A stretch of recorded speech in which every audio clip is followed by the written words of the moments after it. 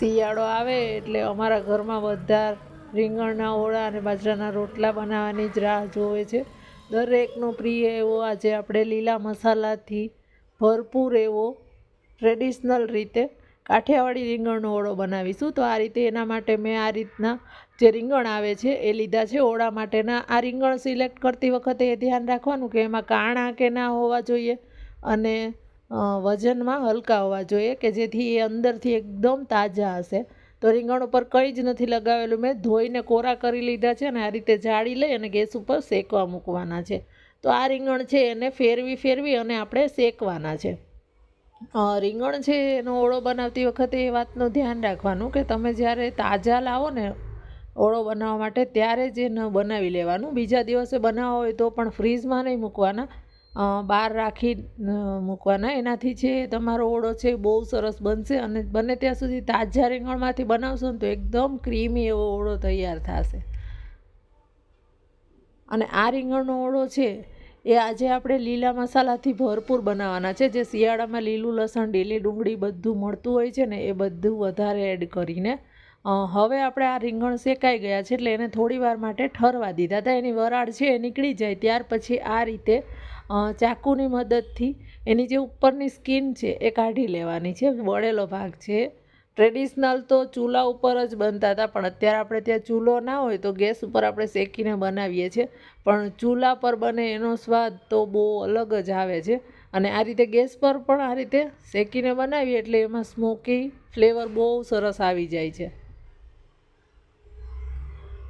આ બધી સ્કિન આની કાઢી સાફ કરી લીધો છે અને હવે આપણે ચેક કરશું કે અંદરથી બગડેલા કે નથી એ. આ રીતે એમાં કટ આપી અને આખું ખોલી અને રીંગણ ચેક કરી લેવાનું. અત્યારે સરસ ફ્રેશ રીંગણ આવે છે શિયાળામાં એટલે એકદમ સરસ આ ક્રીમી રીંગણ છે. તરત જ શેકાઈ પણ જલ્દી જશે અને ખાવામાં પણ એકદમ મીઠા અને સ્વાદિષ્ટ ઓળો બનશે. પલ છે રીંગણ નથી જ ખાતી પણ ઓળો એનો અતિશય પ્રિય છે. હું લાસ્ટમાં બતાડીશ. એને જમવું નહોતું આજે પણ એણે એક બાઈટ ચાખ્યા પછી એણે ફૂલ પેટ સરસ જમી પણ લીધું. તો આ રીંગણનો ઓળો નાના મોટા બધાને ભાવતો જ હોય છે.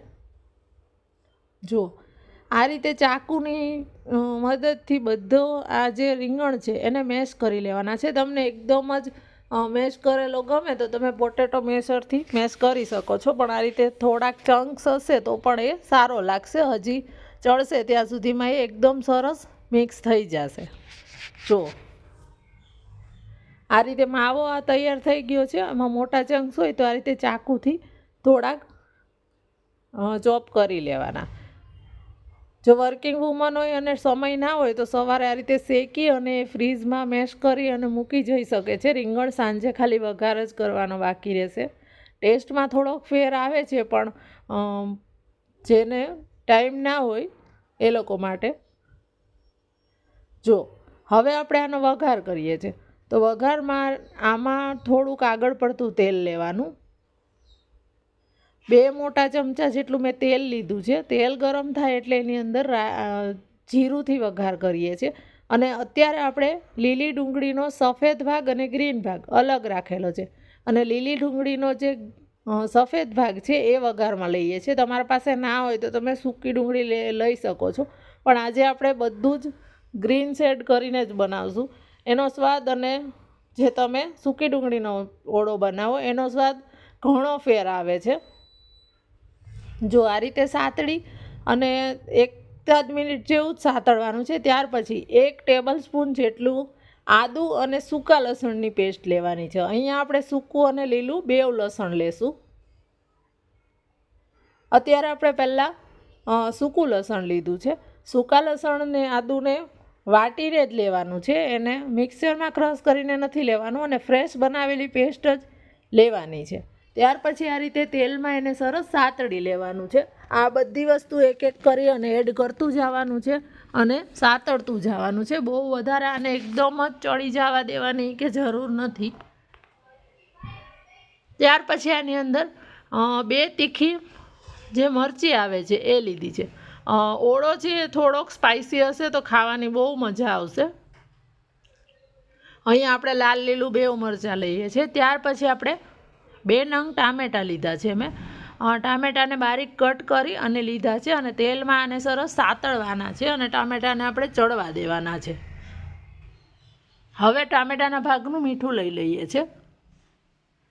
ત્યાર પછી અડધી ચમચી જેટલી આની અંદર હળદર લેવાની છે. હજી મેં થોડીક હળદર પાછી એડ કરી હતી. હવે બધું મિક્સ કરી ઢાંકીને ચડવા દેવાનું છે. તમે જો હળદર ના એડ કરવી હોય તો પણ બહુ સરસ લાગશે, ગ્રીન ઓળો તૈયાર થશે, પણ અત્યારે આપણે કલર માટે થોડોક એડ કરીએ છીએ. જો ઢાંકી અને ટામેટાં છે એ 50% જેવા કૂક થઈ ગયા છે. આને એકદમ જ ગળી જવા દેવાની જરૂર નથી. બધી વસ્તુ આમાં થોડી થોડી ચંકી હશે ને તો એ ટેસ્ટમાં સારું લાગશે. ત્યાર પછી આપણે લીલું લસણ લીધું છે, તો લીલા લસણનો વ્હાઈટ ભાગ છે એ અત્યારે લઈ લેવાનો છે. આપણે લીલું અને સૂકું બેવ લસણ લઈએ છીએ. જો તમારા પાસે લીલા લસણ ડુંગળી ના હોય તો તમે ખાલી સૂકાથી પણ બનાવી શકો છો. હવે આને ફરીથી સાતળવાનો છે. ઓળો તો બધા બનાવતા હોય છે, પણ આ રીતે એક વખત તમે ચોક્કસથી બનાવજો. અલગ અલગ ટાઈમે એક એક કરીને વસ્તુ એડ કરતા જાજો, બહુ સરસ ટેસ્ટ આવશે. હવે આપણે હિંગ એડ કરી છે. હિંગ છે પહેલાં વઘારમાં નથી એડ કરવાની, અત્યારે જ એડ કરવાની છે. એનાથી બહુ મસ્ત ટેસ્ટ આવે. 5 ચમચી જેટલી હિંગ લીધી છે. ત્યાર પછી 1 નાની ચમચી ધાણા જીરું લીધું છે. લાલ મરચું લીધું છે. લાલ મરચું છે તીખાશ તમને ગમે એ પ્રમાણે લેવાની છે. અત્યારે આપણે થોડોક સ્પાઇસી કરીએ છીએ. તમને જો લાલ મરચું ના એડ કરવું હોય તો તમે ખાલી લીલા મરચાં વધારે એડ કરજો, એનાથી પણ બહુ મસ્ત લાગે છે. અથવા વાટીને એડ કરજો, જે તીખા મરચાં હોય એને એકદમ સરસ ગ્રીન ઓળો રેડી થશે. પણ અત્યારે આપણે કાઠિયાવાડી સ્ટાઇલ કરીએ છીએ એટલે થોડુંક લાલ મરચું પણ એડ કરીશું. હવે જે આપણે શેકી અને મેશ કરેલા રીંગણ છે એ લઈ લઈએ છીએ. આની અંદર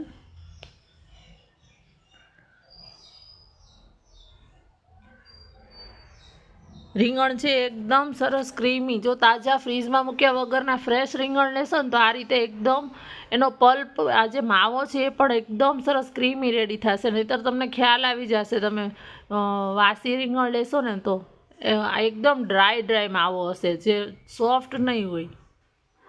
હવે રીંગણના ભાગનું મીઠું લઈ લેવાનું છે. પહેલાં આપણે ટામેટા વખતે મીઠું લીધું હતું એટલે અત્યારે ચેક કરી લેવાનું, પછી ટેસ્ટ કરીને લેવાનું. બધું સરસ તેલમાં સાતળવાનું છે. અહીંયા તમને જો જરૂર લાગે તો પાછળથી પણ આપણે તેલ થોડુંક એડ કરીએ છીએ. મને ઓછું લાગે છે એટલે. અને થોડુંક મેં લાલ મરચું પણ લીધું છે. ત્યાર પછી આ રીતે 1 ચમચો ફરીથી તેલ લઈ અને મિક્સ કરી અને એને આપણે ચડવા દઈએ છીએ. આમાં થોડુંક તેલ હશે ને તો ખાવાની વધારે મજા આવશે. સરસ આનો ટેસ્ટ સારો એવો આવશે. તમે ઓછા તેલમાં બનાવો હોય તો બનાવી શકો છો.